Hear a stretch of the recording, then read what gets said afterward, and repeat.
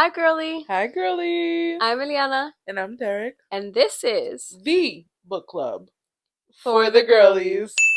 On today's episode of For the Girlies, you guys, we are going to be chatting about House of Eve. Is that the name of the book? House of Eve. House of Eve by Sadeqa Johnson. Yes, ma'am. Which, by the way, please comment below and let us know if that's how you say her name. That's what I've been saying. Sadeqa. Sadeqa.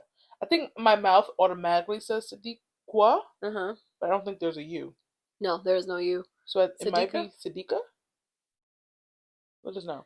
Yeah. Before we get into it, first historical fiction. Oh, baby. Which is definitely a genre we both really enjoy. Yeah. So let us know how you feel about historical fiction. Let us know some of your favorite historical fiction books. Give us some titles. Give us some recs, as always. But before we get into the book, we got business to take care of. So make sure you have liked, commented, and shared this video and all our other videos as well.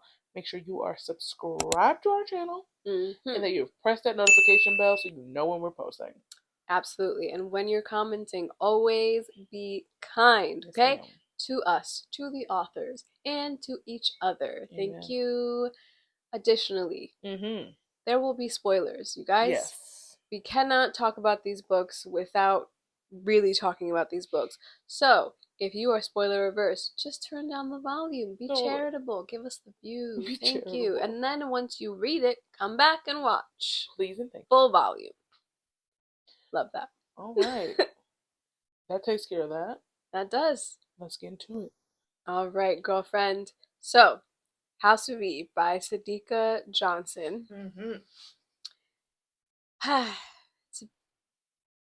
Let's start off with the point of views, because that's very important. Yes. It is written in the point of view of our main characters, Ruby and Eleanor.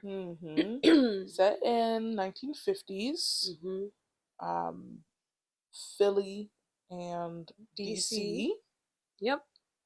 They meet these men that they're infatuated with, but that don't come from their similar walks of life. Right. And we see their love stories either flourish or fall apart. Yes. It deals with ambition, like women ambition. Again, this is the 50s. So ambitious women, love, race for sure. Motherhood is a big theme. Colorism. Yeah.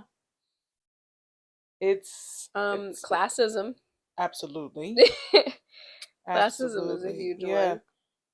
Yeah, definitely like the challenges that women went through during this time.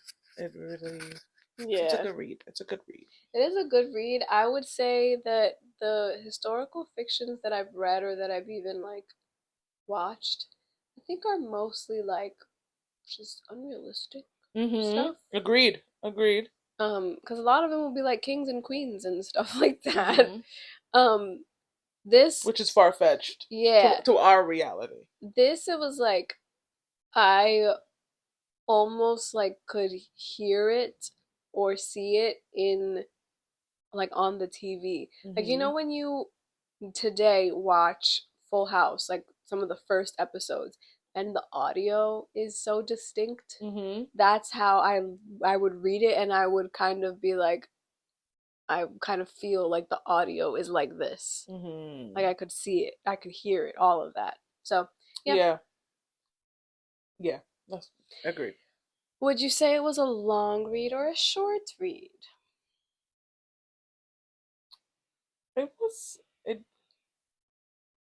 It's not a short read, it's not a long read. Thank you. I said kind of long? Yeah. It's not really a long book. Yeah. You've read some long books? I wouldn't say this is a long one, but it's definitely also not a short read. No. Yeah. So it's like in the middle. Yeah. Somewhere in the middle is correct. All right. So we'll move on into our likes and dislikes. Yeah. All right. What do you got for me? Okay. First, first of all, I love that it's historical fiction. And her books, Ms. Johnson's books were the first kind of like historical fiction that I read that wasn't like Kings kings and and queens stuff. and kingdoms and all of that. So the first book I read by her was Yellow Wife, which I recommend.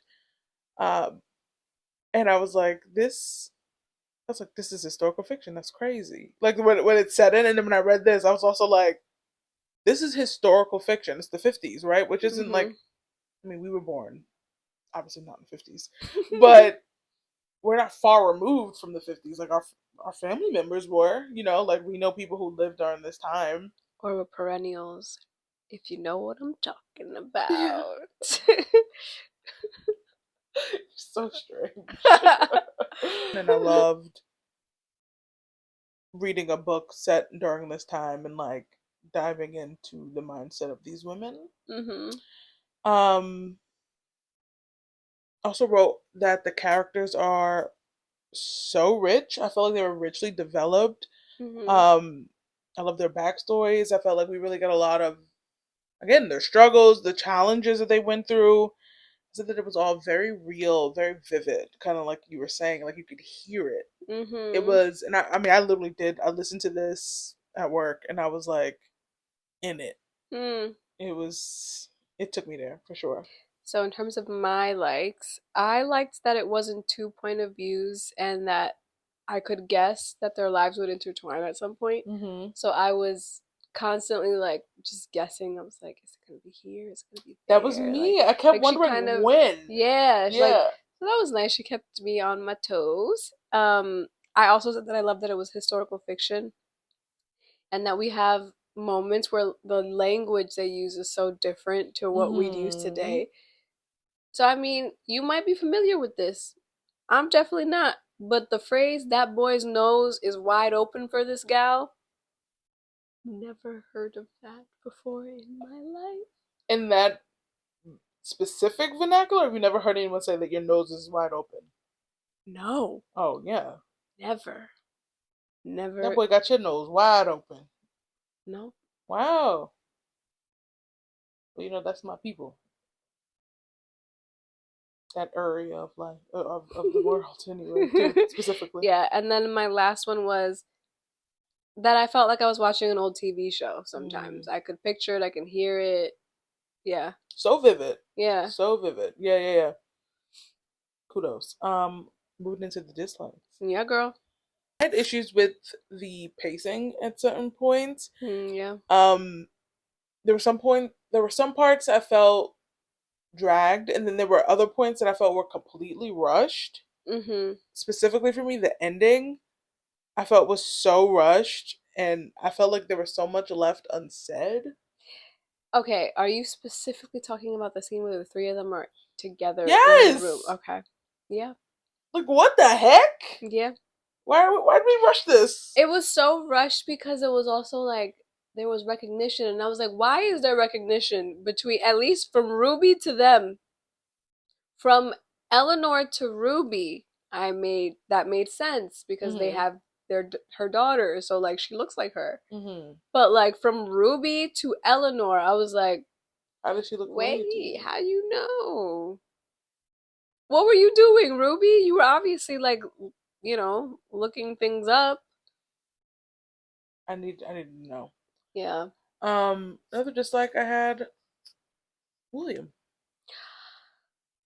I wanted to like William so bad. I Mhm. think I did fall in love with William when I was Mhm. reading. I was definitely on the ride with both women, in their stories. Also trying to figure out where the story was headed. Mhm. Because like we go in blind. So I literally had no idea about this book. I'm just like, oh, I read Yellow Wife. I'll like this too. Um, I fell in love with William, and then once they were married, I really I did not like him. I did not like him. He was such a spineless man, Mhm. and it was so unattractive, and I guess because of the time. He was so interested in his status too. Yes, And it was so like, unattractive. his mother was interested in status as well. However, his mother was very upfront about it. Mm-hmm. And he was not.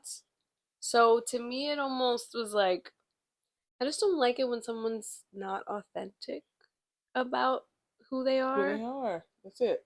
And we can argue that, like, okay, Eleanor kept something from him too, but like, no, because he did it out of spite. She didn't do it out of spite. Right. She did it because she's a woman and she had to.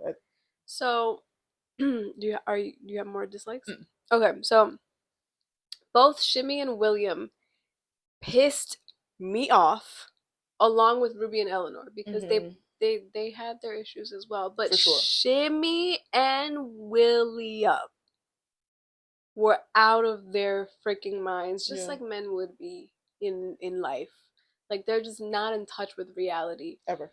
But also Eleanor's willingness to lie all the time got to me at some point. It did too. Like, it irritated me. Yeah, like I was like, it was like chills, like, ugh, because I think it was right after they had decided to lie about the adoption, and she was just ruminating about how, you know, she lied. She was lying about the baby and that it was going to be a lot of work or whatever. And then she was like, well, mom taught me that sometimes you have to be clandestine. Don't look at me. I don't know how to say that word. Anyway, clandestine. Sometimes you have to lie. Okay. About things to keep, the peace, to keep the order, to get ahead in life. And I just, in that moment, was like, oh no, girl, I can't do this. I cannot do this. Because it was her talking about literally every lie that she's told before. And I was like, this really isn't necessary. You adopting a child and not telling anybody that you adopted the child is not necessary. Like, putting on this whole charade. The charade of the fake belly and it gets bigger. Because I understand you not telling him about that part of your life as a teenager. Because first of all, he never even asked. Right. But then, like, you were so willing to make it like a huge ruse? Are you kidding? Immediately. Girl? And then you didn't want his mom to know, and then when the mom knew, then you were like, oh my god, I don't want her to know, whatever. Why do you want to live in a lie so bad? Like, it was like she needed things to be so perfect. Yeah. Like, you were upset at Rose, but you want to be just like Rose. You do. You were like hoping, praying that you could be something like her, like them, whatever. Yeah, that's why you married into this family. Yeah. So you were low-key embarrassed at your mom and where you came from. But look where you came from, where it got you. Y'all got my people. You cussed your people out last episode. So I got something to say to mine. We got to stop doing that. I know this is from the 50s, but there's a lot of y'all still out there still doing that. Don't be ashamed about where you came from. But people, like, oh, my mom is like this, or like, that's your mom. Yeah. She raised you. That's where you come from. And the person you're supposed to be with is going to accept your people for who they are. Yeah. They're your people. Okay. It's definitely something that bonds us, because I've never been someone that was like, oh, I'm ashamed or I'm embarrassed of what my parents do or did or where I come from. Yeah. I'm very proud of who I come from. Yeah. Very happy that they are the ones who made me who I am. That's it. Another dislike was, I also had resentments toward William. I hated that he named the baby after himself. When he said Wilhelmina, I said, who? Willa who? That's nasty. Wilhelmina? Ugly name. Wilhelmina. Because you just have to name the baby after you. Disgusting. And then the fact that the baby had both the grandmother's names and that Rose's came first. You knew that. You knew that. Of course. It was a light-skinned baby. Okay. She gonna wait. Okay. That's like this baby was like a designer baby. And I hate saying that phrase because I hate that whole conversation Mm-hmm. because people have fertility issues, and like if you have the fertility issues and then if you have the money to be able to choose that kind of stuff, then honey, go ahead, do it. But like, just that's what this baby was. Moving right along to our ratings portion, and if you are new to our channel, we do not rate things on a scale of 1 to 10. Absolutely not. Or 1 out of 5 stars. Nope. That's boring. Yes. We rate things on a scale of WTF was that? Interesting, but wouldn't read again. It was good. Loved, would read again. How will I ever go on? So, E, how did you rate this? I said it was good. I feel like I wanted something other than that, but said it was good. Because I also agreed with you that like it would drag a bit sometimes, and I was like, I don't really need that in my life again. But yeah. I also said it was good. Um, it teetered on loved because I did love the story. I loved the overall messaging. I loved the way I felt reading it. Like it was just good storytelling. It's a great story. So I loved that of it. So that's why it was more love than it was good. But yeah, in all, it's a good read. Yeah. And I would recommend it. Yes, absolutely. I would definitely recommend it. Um, with that being said, we're wrapping this up really quickly to get into our quiz portion. Quiz. I will be quizzing Derek. That's me. I only have 3 questions, so Okay. this should be pretty easy. I only got 3 answers for you then. All right. So, number 1. Who said, I want to look like you, tall, slender, brown, not like this? A. Ruby. B. Willa. Or C. Eleanor. Willa. This is correct. I hope that one would be easy. Number 2. Number 2. Where did Ruby live? Is it A. North Philly? Oh, shoot. Is it B. West Philly? Is it C. DC? Or is it D. South Philly? I am inclined to say South Philly. What's the answer? North Philly also sounds right. I don't know Philly though. So to me, where I'm from, if you're from the south side, that's the hood. You from the north side, that's the good part. In West Philadelphia, Born and raised. And then again, using context clues, I read Will Smith's book, and I know that West Philadelphia wasn't necessarily the hood. It was like hood adjacent. So I'm locking in South Philly. No, she lived in North Philly. North Philly. Question number 3. Number 3. I also think this one is easy. Do you know where that's from? What I'm doing? No. No. Okay. What island was Bernie from?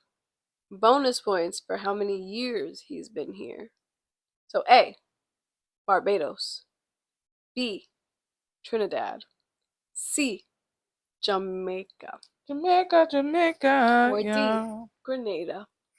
Oh, Grenada. Yeah. I mean, bonus points for how many years? Oh, I don't remember.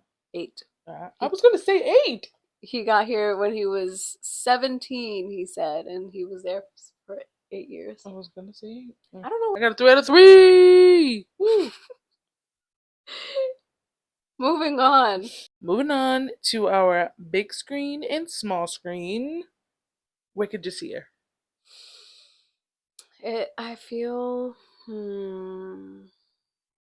one was really hard. I did not like do casting, but because I kept just hearing it and seeing it, I was kind of like, it can't be a movie. It's But too then, full to be a movie because yeah. you'd have to condense it So it into a has to. It movie. had to be like a limited series, like the Gilmore Girls, like the 4 episodes of like an hour and a half or something like that. It That had I to be like. something like that. Oh, I like that. I never think of like miniseries that way anymore. But Mhm. yes, I do like that. Yeah, and I don't know. Part of me was like, I kind of really want the feeling of it to be old. Hmm. Like Bridgerton is beautiful. But it's definitely modern. Yeah, I want this to I be, want it to be like a period piece, yeah, a proper proper period period piece. Yeah, piece. yeah, Yeah. yeah. Agreed. What are your thoughts? I'm with you. I said the same. That I definitely like needed it to to to be episodic. Mhm. Um, because it's just too much to condense into a film. I feel Mhm. without missing the parts, and I feel like there's too many good parts. What I find with book to movies is that sometimes they be cutting out the wrong stuff, or they be leaving out the wrong stuff, like the meaty Yes. parts. I'm like, wait, no, where's It's like this this? is so important. What are you? How'd you cut that? Yeah. So unless they like asked me to be there, I don't know that we could do it. And then I did have a little bit of casting because there were just vivid pictures of people that kept popping in my head. Tell me. Okay. So first and foremost, for Aunt Marie, Hmm? I kept picturing Monique. Hmm. And then I kept picturing her name is Devine Joy. She won the best supporting actress. You know who it Oh, is? I think I do. I kept picturing those two women. I thought that they could do that. For Shimmy, it was very vividly Timothy Chalamet for me. When I was reading it, it was very like he just kept popping in my head. Wow. Yeah, I was like, that's crazy. For Timotei. Timothy, for William, I could see Reggae John.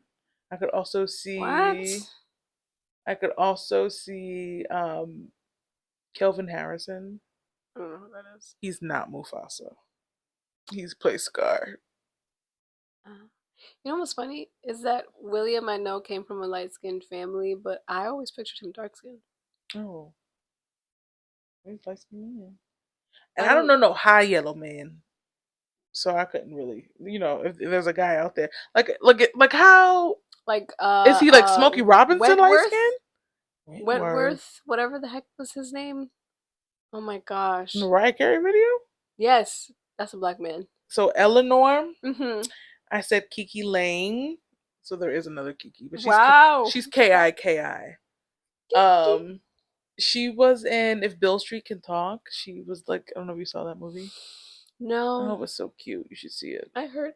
Oh, Sorry, cute is I heard it was crazy, cute. but it was like a I was heartfelt cute or movie. crazy. But she, yeah, she's the lead in that, and I just felt like she could, because we know she could do period pieces already. I just feel like that's who I We're was just gonna picturing. pop her Yeah, in there. and then for Ruby, Ruby, Ruby, Ruby. I was picturing Bailey Bass, who plays Claudia in season 1 Mm-hmm. of um, Interview with a Vampire, the series. Moving on into our superlatives. Do you have any? I said most likely to succeed was Ruby Hmm. because she was gonna do it. Yeah. Eleanor was not. I don't know what Eleanor was. Ruby? Eleanor was misguided. There are people, black people, who, like Eleanor, come from humble beginnings and they're ashamed of it. Mm-hmm. And they think that, like, oh no, this is the way life is supposed to be, and like that's ghetto or that's whatever. Yeah. They don't want to associate themselves with it anymore. Exactly. But Eleanor reminds me of those kind of people that say, well, I have to do this thing to get ahead. Hmm. And it's just because I have to. Don't feel bad. And it's like, girl, yes, people feel bad. Yes, I would feel bad Yeah. because you're willing to do things that are not good and you know that they're not good. Just to save Just to, face. yeah. Yeah. to make yourself feel I kept better. thinking, Eleanor, what a sad life. Yeah. Yeah.